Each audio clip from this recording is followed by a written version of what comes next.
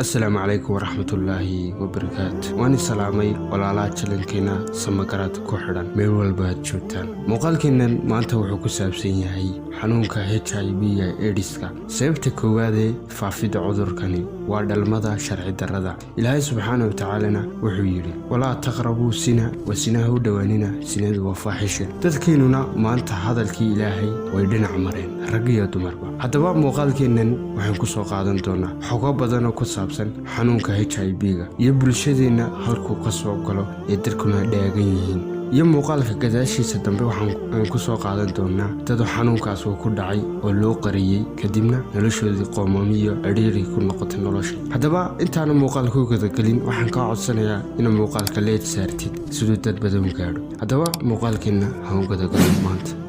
aan eegno asal ahaan xanuunkanu halkuu ka yimi 1980kii ayuu xanuunkani soo ifbaxay ninkan uu sawirkiisa ii muuqdo waa ninkii ugu horreeyay xanuunku ku dhaco HIV-gu waxaana lagu magacaabaa Gideon Gus wuxuuna ahaa nin Kanadiyaana kana shaqeeya diyaaradaha ninkan waxaa la sheegaa inuu ahaa qoomaloon waana asalka uu xanuunku ka yimi waa qoomkaas waana qoomka imika la buunbuuniyo dadkana lagu qasbo inay taageeraan ninkan waxaa la sheegaa inuu qaadsiiyay xanuunka kumanaan raga oo kuwii xumaanta la sameyn jiraa waqtigaasna xanuunka waxa loo yaqaanay xanuunkii qoomaloodka ilaa uu markii dambe uu faraha ka baxayba wadano badan gaar qaaradda Afrika wuxuu xanuunkan HIV ka soo bilaabmay horaantii qarnigii 20aad markii ugu horeysayna Koonfur Afrika ayuu xanuunku si weyn ugu faafay ilaa imikana waxa la sheegaa inuu dhowr wadan oo Afrika ku yaala xanuunkaas uu ku faafay imikana waxa la isla ogyahay inuu xanuunku noqday xanuun caan ah oo la wada yaqaan wadano badan dalkoodu la nool tirada guud ee cudurkan adduunka oo dhan waxa lagu qiyaasaa 35 milyan oo qof ayaa lagu qiyaasaa inta u dhimatay xanuun intaasoo kaliya kuma eeka sanadkiiba in ku dhow 1000 qof iyo wax ka badan baa xanuunkan u geeriyooda haddaba aynu isla eedno xanuunka HIV-ga iyo wuxuu yahay iyo sidee loo qaado xanuunkan 80% waxa laga qaadaa dhalmada sharci darrada xanuunkan HIV-ga waxa uu weeraraa habka difaaca ee jirka wuxuuna burburiyaa unugyada dhiigga oo shaqadoodu tahay inay jirka difaacaan jirka qofkuna marka uu noqdo mid bilaa difaaca xanuun kasta oo ku dhaca ilaa uu noqdo hargab uu dilaya waayo difaac baana jirin difaacuna la dagaalama xanuunkan unugyadana dhaqanmaato ayuu ka dhigaa calaamadaha xanuunka lagu garan karo caloosha oo aad u xanuunta qofka miisaankiisa oo si degdeg ah hoos ugu dhaca 30% finan jirkiisa oo dhan ka soo yaaca qufac joogta ah qofku markasta qufaca naqaska oo ku dhagay qofka uu neefsan karo intaas waxa weeye calaamadaha lagu garan karo xanuunka haddaba waxa jira dad badan oo xanuunka la nool balse aan wax eeda ku lahayn sida caruurta yar ku dhalatay xanuunka sida dadka la qaadsiiyay oo loo qariyay haddaba waxa jira qaabab badan oo loo qaado xanuunka oo dhalinyaradeena dhaadan tahay inta badan qaar ay ku dhacaan qaarna ka joodaan haddaba dhowr tusaale aan kula wadaagaya ee aanu gudagalno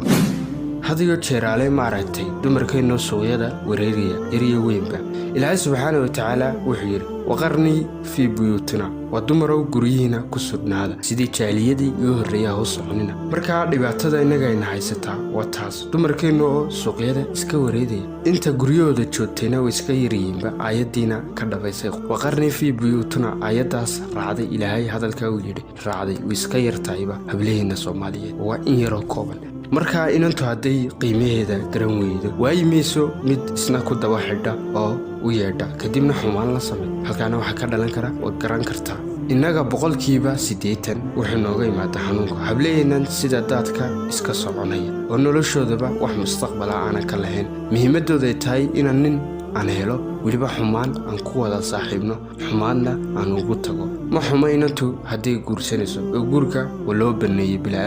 bilaadanka loo baneeyay inuu guursado oo si xalaal ah isku guursana balse walagu wacan yahay inaan iska socoto suuqyada ciyaal suuq noqoto habla inta badan suuqyada wareedana bulshadeenu magacyo kala duwan ayay ugu yeedhaan waxba magacyadooda ku dhawaaqmayno oo inagu waxaan nahay bulsho istaqaana keeda xun iyo keeda wanaagsanba taqaana sida waxa la mid ah dumarka haysta kabadhada qaadka lagu iibiyo moogtahay inay ku jiraan dumarka kabadhada qaadka ku iibiya qaar ragga xumaanta ugu gacan haadiya xumaantana ugu yeedha oo muhiimadoodu tahay qaadka ka iibsado adna sidoo doonaa ka yeelo dumar caynkaas ay ku jiraan balse dumarka qaadka iibiya ka ganacsada qaar wanaagsan ayaa ku jira oo Ilaahay ka baqay balse badankoodu halkaas u badan yihiin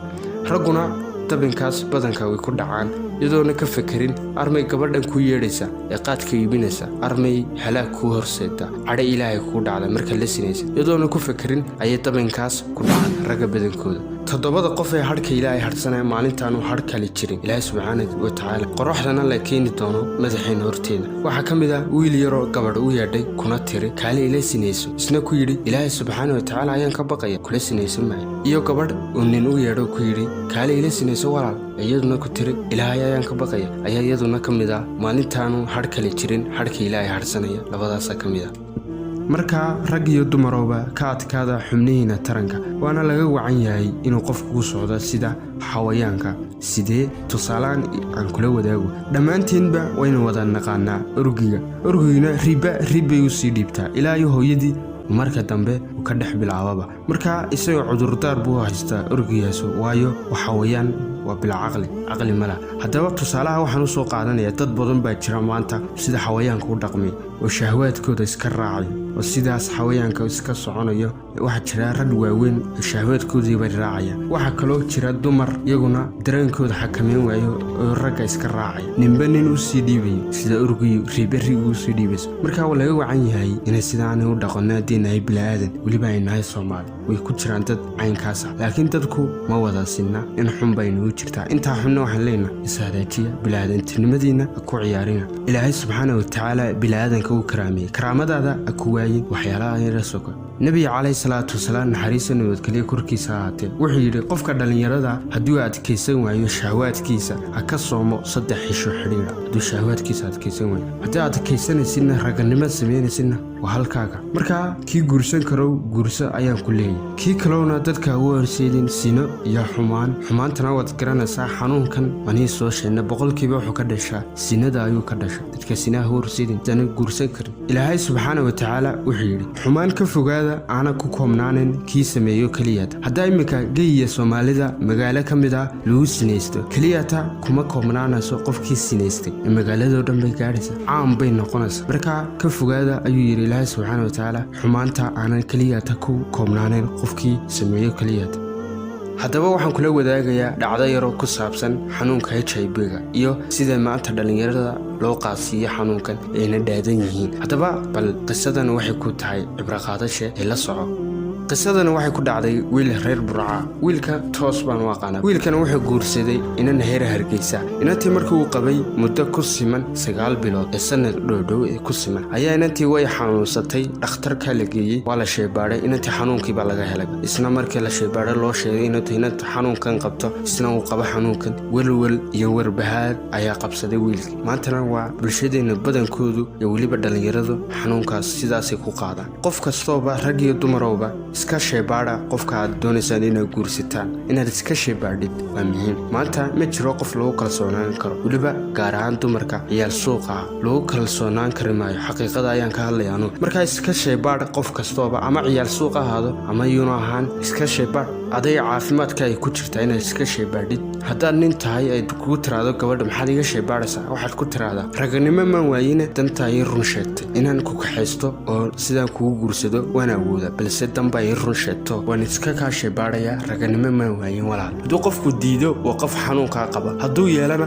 waa qof naftiisa ku kalsoon inaanu xanuunkaa qabin markaa rag iyo dumarooba iska sheebaadha intaanan isguursanin maadaama ay nahay inagu ummad muslimiina xanuunkaas wuu nagu yaryahay balse waxaan inaad iska sheebaadhi qofkaas xanuunkanna ilaa xataa la'aana wax dawaa waa loo waayay cadho ilaahay buu ka yimi xanuunka wax dawaana iminka looma hayo sinadaasuu boqolkiiba 80 ku yimaada haddaba waxaan kula wadaagayaa dadkii kaamarooyinka ay soo qabteen oo xanuunkaasi ku dhacay dad baa jira aanu kaamarooyinka soo qabin sidii wiilkaan ka sheekeeyey wax tiifiya iyo wax saxaafiya waxba uma soo gudbin dadkaasaan kula wadaagayaa cibro qaadasho mudan baan ku leeyahay war ka cibro qaadanaysaa Ismaan Cawad ayaa ka mid ah dadka Soomaaliyeed ee qaba xanuunka HIV waa sarkaal ka tirsan bilayska Puntland waxa uu safar gaaban ku yimid dalka Uganda marka qalada ayaa waxa dhacday in maartay aan gurs xalaal aan galo gurkii xalaash ahaa ayaa waxa dhacday in gabar xanuunka HIV la nool oo markaas aan isbaranay oo magaalo kale ka timid aan iskuursanay dhistay aroostay